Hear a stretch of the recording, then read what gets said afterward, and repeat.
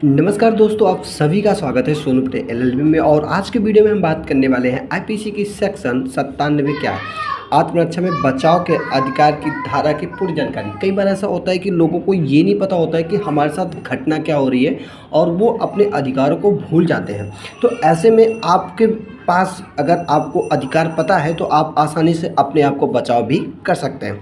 तो आईपीसी 97 हिंदी, रोजाना बढ़ते अपराधों को रोकने के लिए भारतीय दंड संहिता की धारा के अंतर्गत बहुत सारे कानून बनाए गए हैं। कई बार आप देखते हैं कि हमारे देश में ऐसे अपराध जो है घटित होते रहते हैं, जिसको कंट्रोल करने के लिए, जिसे रोकने के लिए एक सेक्शन बनाया गया है जिसका नाम है आईपीसी की धारा 97, जिसके अनुसार दोषी व्यक्ति को उसके लिए किए गए अपराध के अनुसार सज़ा दी जाती है। कई बार ऐसा होता है कि जो भी अपराधी इस अपराध को करते हैं तो उनको जो है सज़ा भी दी जाती है, और ऐसे कानून जिनमें वो बच भी नहीं सकते हैं। तो हम अपने साथ होने वाले किसी भी अपराध से खुद अपना बचाव कर सकते हैं। यदि अचानक किसी व्यक्ति पर हमला अटैक हो जाता है तो उसे अपनी आत्मरक्षा सेल्फ डिफेंस किस प्रकार करनी चाहिए, इसके बारे में बहुत ही कम लोगों को जानकारी होती है। इसीलिए आज के वीडियोस में हम आपको बताएंगे कि किस तरीके से आप अपने आप को जो है बचा सकते हैं।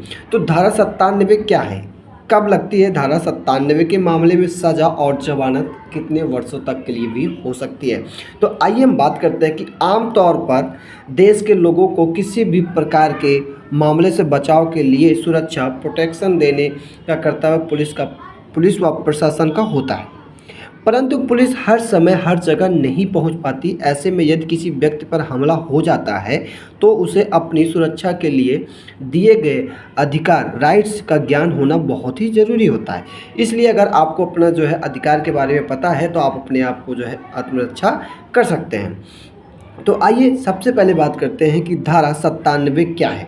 भारतीय दंड संहिता की धारा 97 के अनुसार 99 में बताए गए प्रतिबंधों के अधीन सभी लोगों के लिए प्रतिक्रिया के अधिकारों राइट्स ऑफ डिफेंस के बारे में बताया गया है, जिसके तहत मनुष्य के शरीर को प्रभावित करने वाले किसी भी अपराध के खिलाफ अपने व अन्य किसी व्यक्ति के सुरक्षा के लिए जो है आप रक्षा प्रदान कर सकते हैं, या फिर रक्षा करने का आपको जो है अधिकार मिलता है।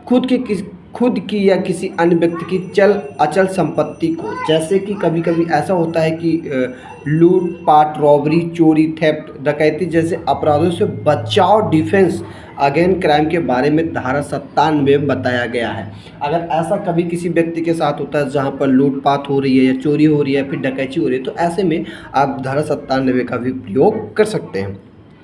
अगर इसे आसान भाषा में कहें तो यदि कोई व्यक्ति आप पर या किसी व्यक्ति पर हमला करता है या कोई ऐसा अपराध करने की कोशिश करता है जिससे मनुष्य को किसी भी प्रकार का नुकसान पहुंच सकता है, यदि कोई आपकी किसी भी वस्तु को चोरी करने व लूटपाट करने की कोशिश करता है, तो ऐसे परिस्थिति में आप उस व्यक्ति को शरीर तथा किसी संपत्ति की निजी प्रतिरक्षा के अधिकार का उपयोग करते हुए आप अपने या किसी दूसरे व्यक्ति के बचाव के लिए हमलावर पर आत्मरक्षा में मामला अटैक इन सेल्फ डिफेंस कर सकते हैं, जिसके लिए आप किसी भी प्रकार की कानूनी कार्रवाई नहीं की जाएगी। तो चलिए अब बात करते हैं कि आईपीसी की सेक्शन 97 में निजी रक्षा के लिए समझने वाली कुछ मुख्य बातें, जिसे समझकर आप अपने आप को और भी ज़्यादा मजबूत कर सकते हो।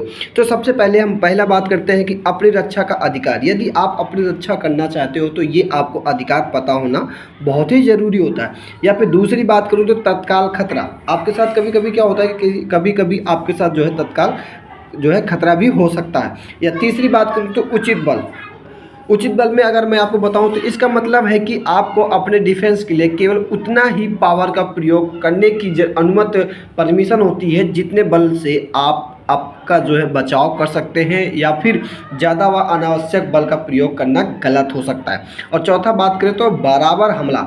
यदि आप सोच रहे हैं कि कभी कभी क्या होता है कि हमारे साथ जो है कोई अगला पक्ष हम पर बहुत हमला कर रहा है तो हम भी उस पर हमला करना चाहते हैं, सेल्फ डिफेंस के लिए आपको सामने वाले व्यक्ति को के जो है बराबर ही अटैक करना चाहिए। यदि कोई व्यक्ति आपके मुक्के से मार रहा है तो आप उस पर किसी खतरनाक हथियार, डेंजरस वेपन से हमला नहीं करना चाहिए।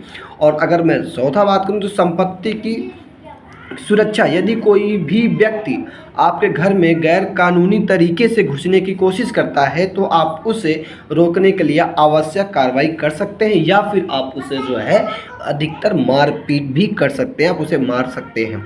अब बात करते हैं कि आईपीसी की धारा 97 में कितनी सज़ा होती है या फिर आईपीसी की धारा 97 में कितने वर्षों तक के लिए सज़ा हो सकती है।